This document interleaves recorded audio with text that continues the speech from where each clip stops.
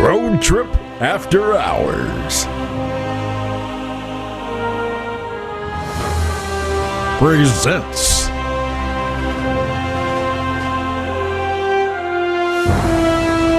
Magnum TA.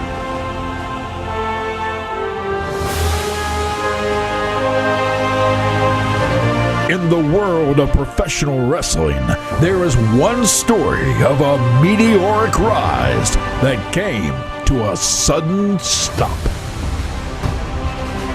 Magnum TA started his career in 1981, naming himself after the TV character Magnum PI. He would go on to wrestle in the NWA, Championship Wrestling from Florida, Pacific Northwest Wrestling, and Mid-South Wrestling. In 1984, Jim Crockett Promotions signed Magnum, who began feuding with Wahoo McDaniel and winning the United States Heavyweight Championship. Magnum would also find himself at war with the Four Horsemen, and more specifically, Tully Blanchard with Baby Doll. The two men would find themselves inside a steel cage for the famous I Quit match. Being groomed and expected to be the new world's heavyweight champion, Magnum's future was changed in the blink of an eye after losing control of his car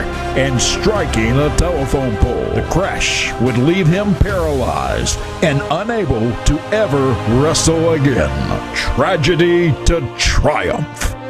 Magnum TA. Magnum, welcome to the show. How are you doing, sir? Man, I'm doing great, Teddy. I haven't seen you in like too long, man. We're not running into each other every other month. Oh, yeah. Yeah, well, man, it's great to see you here on the show, man. And I want to personally thank you so much for coming on with me and Mac, man, being our guest. And what an honor it is to talk to you. And I never did tell Mac about this. And because he was asking me, about me and you. And a lot of people don't know, is the first time you made your return after the accident, Baltimore, Maryland, the Crockett Cup. I was one of the guys that was walked down with you right there at your side. Yeah, that was talk about a moment and an emotional piece of history for me. I'll never forget it, and that feeling, and that Baltimore crowd was so electric anyway. Yes, yes. Well, that was because of the love of the character for who you were portraying all that time. I mean, that character was something else to those fans. I mean, and when you got hurt, they were hurt with you. I remember seeing the cover, one of the Pro Wrestling Illustrated, maybe one of those magazines where, you're looking at one of the people you were feuding with saying he cries for Magnum. That to me, it just showed the love that not only the fans had, but also the workers there during that time. And to see you come back after what was said that you would never walk again. And Teddy kind of stole it from me. Yeah, that was one of the first pictures I saw when I started doing some research on you. It was a picture of you, Teddy, and I can't tell who the other referee was. Tommy Young. Was it Tommy Young? Probably. Believe me, it was Tommy Young. But it was it was cool to see that. What kind of moment was that for you coming out? Was it frightening at first? What was going through your mind? Well, first of all, I wasn't sure how I was going to navigate that long walk. Yes, because that was that might as well have been 10 football fields to me at that time. Yeah.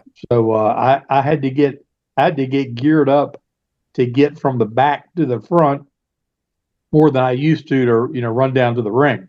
Yes. So it was really special. I mean, I was in the hospital for 5 months, and that was my first appearance back out in the public, and I wanted them to see me under my own power. Obviously, never gonna be the specimen that they remember me to be when I was competing. But from having nothing and being neck down quadriplegic, yes, and being told you had a 1,000,000 to 1 shot, it was something that it wasn't certainly the way that I wanted to be viewed, because in my mind, I was 27 years old. I mean, I still was, been in my prime athletic, condition, but I really wanted those people to see, that it was about overcoming, and it was about something bigger than the sport, Yes. because they'd taken me in like a family member that had gone down, and I wanted them to see that. Terry, let me ask you, during that time, how much was it beating you up inside not to be able to perform again? That had to be tough, because it's not like it was something that's like, well, you're going to have to stop wrestling because, you've been doing it for a long time. The truth of the matter was you hadn't been in wrestling an incredibly long time when this had happened. And so your entire future just like that changes. What does that do to you as a performer? It was really difficult to navigate, because I wanted to do whatever I could to try to find a path, pivot, do something, and I'd always done a little color commentating work over the years with different things and stuff that we'd done, so that wasn't unfamiliar ground to me, and that was kind of something that I was willing to throw my hat out there and try. But it was very, very difficult to be that age and talking about something, as if it was, 20 years in your rearview mirror, Yes. in being retired. And it was a hard headspace to operate in. It really was. There wasn't like some satisfaction of accomplishment or feeling that, made me feel, like I was really doing something that was moving the needle or doing something. And even though I had been in the business just a touch under 7 years, and so all that accomplished, happened, basically from 1983 ish to October 14th of 1986, when it came to that dramatic end.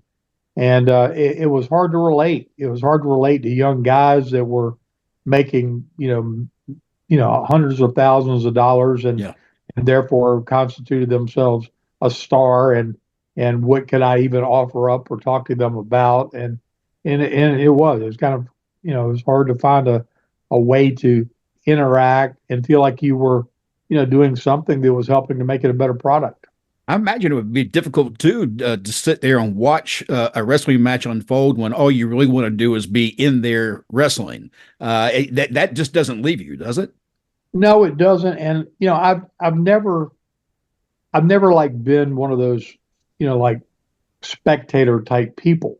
Yes. Like all growing up, I mean, I loved amateur wrestling, and I loved playing sports, and I loved doing things, but watching other people do it or talking about other people doing it, that was just never the way I was wired. So it was a hard spot to try to kind of find your way through, and realize your limitations, because though I'd come so far from nothing, it was still a fraction of what I was accustomed to tasking my body to do. And they told me in the hospital that athletes, particularly with this kind of injury, had the toughest time with it for that reason, because our expectations were so high, and what we consider an accomplishment to some most people would seem Herculean and not even in their wheelhouse of thinking. But that was just the day-to-day things we were accustomed to doing. Teddy, you have a question for him before I keep going, because I don't want to just No, well, no, you do that anyway, so I don't worry about it. I don't really have a question, but I was just sitting here and I was listening to you and Magnum with the conversation, about the injury, what that effect that had on him, after coming from this big major star. And in my eyesight, Magnum is a bigger major star now than he was then. See, let me explain something to you, what a real man would do. Magnum is a real man, and I say real man because some guys would have took that injury and knew just how popular and just how big and over they were. They would have took that injury and it would have crushed them. They would have went and hid, because they wouldn't have wanted anybody to see them in the position that they're in now. But Magnum understands this. Magnum is a Christian. What happened is God's call. but Magnum didn't run from it. Magnum came right out. Next time I saw him, he was right out. He comes out on his scooter. He comes to the meet and greets. He ain't ashamed to talk to nobody. So that's what real men do. So Magnum, yes. Real man, player. Well, thank you, and that means a lot, because the whole thing is, of course, I miss the performing. Anybody that's ever been in the center stage and feeling all the love, the accolades, the shine that you get from being in that main event spotlight, it's an adrenaline rush that nothing in life really, compares to. And it's why you see so many guys have trouble making a graceful exit. Yes. Not only do they not know how to do anything else, they are so addicted to that pop, that feel, that rub you get from all these people adoring what you do, and trying to find your way in life and putting things back in some proportion and getting some balance is no easy task. No. See, you have to make up in your mind when you're ready to take the cape off. Because once you take the cape off, then your mind is made up what you're going to do there. So now you got to live with that. So I know when I took the cape off. I'll go back if you need me or whatever. I appreciate everything I get now, my deal, the Legends deal and all that. But I'm enjoying the rest of my life. I made it. God blessed me to be successful. I don't want to mistreat nobody. All I want to do is go out, meet the fans, do my signings or whatever WWE needs me or whatever, and enjoy the rest of my life, man. Well, Ted, Eddie, it's like I was thankful every day that I kept my mind and that I didn't have a head injury. I had my capacity to still communicate, to still share, and still talk to people and hear their stories and how things made them feel and how it impacted their lives.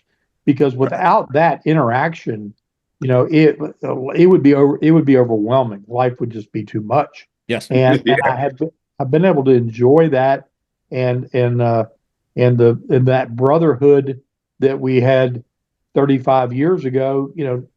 Teddy and I can sit down and break bread today and be right back there in 2 seconds. Yes. Had to warm up.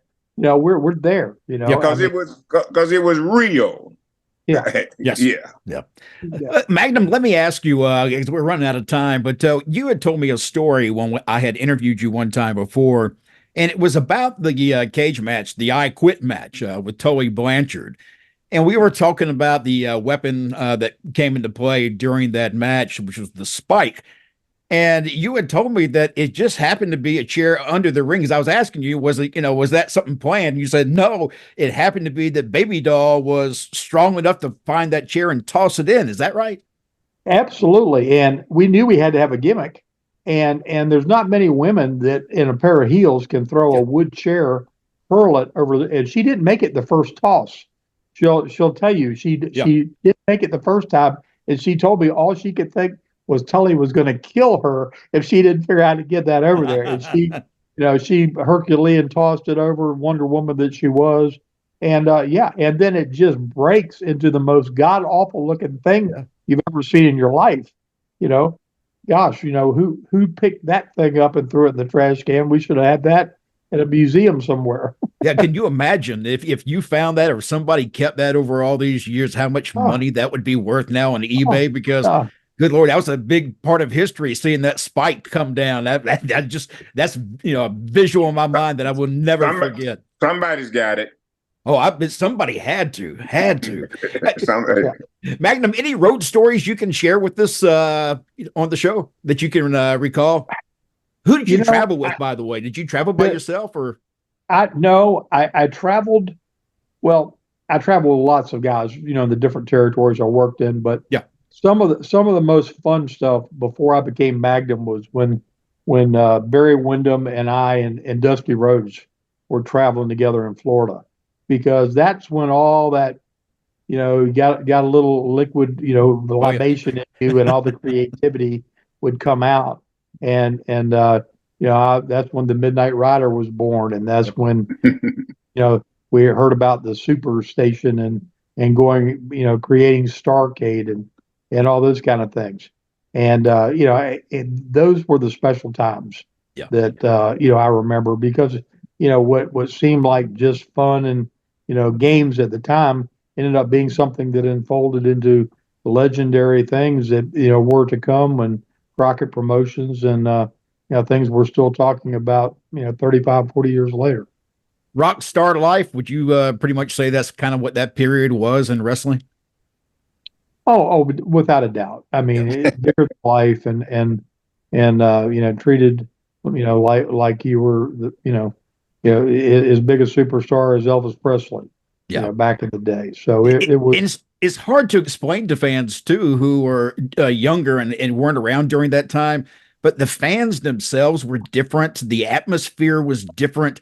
For me, it was a more enjoyable time of wrestling than it is now. It's so overproduced now. I was used to it being like a light hanging over the ring, and the guys came out, trash talked, and then they did their business and moved on. It was edgy, it was fun, and it was a lot more entertaining personally for me. But Magnum, thank you so much for being on the show. I do want to mention, though, we were talking to Greg Gagne, and he had said that you two had a podcast I wasn't aware of. Tell us about the podcast. We have a podcast. It's called Straight Talk with the Boss with Magnum TA and Greg Gagne.